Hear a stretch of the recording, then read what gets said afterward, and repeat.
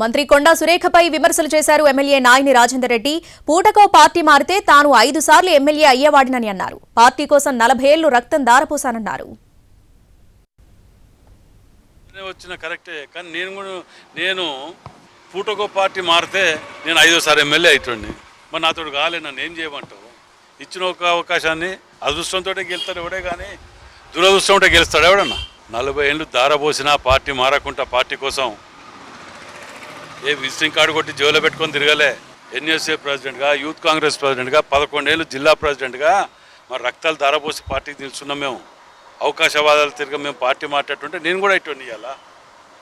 నాతో కాదు, అది ముందనే వచ్చిన కరెక్టే, కానీ నేను పూటకో పార్టీ మారితే నేను 5వ సారి ఎమ్మెల్యే అవుతుంది. మరి నాతో కాలే, నన్ను ఏం చేయమంటావు? ఇచ్చిన ఒక అవకాశాన్ని అదృష్టంతో గెలుస్తాడు ఎవడే, కానీ దురదృష్టంతో గెలుస్తాడు ఎవడన్నా?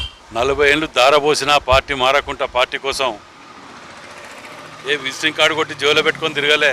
ఎన్ఎస్ఏ ప్రెసిడెంట్గా, యూత్ కాంగ్రెస్ ప్రెసిడెంట్గా, 11 ఏళ్ళు జిల్లా ప్రెసిడెంట్గా మరి రక్తాలు దారపోసి పార్టీకి నిలుచున్నాం. మేము అవకాశవాదాలు తిరిగి మేము పార్టీ మాట్లాడుతుంటే నేను కూడా ఇటువంటి ఇవ్వాలా?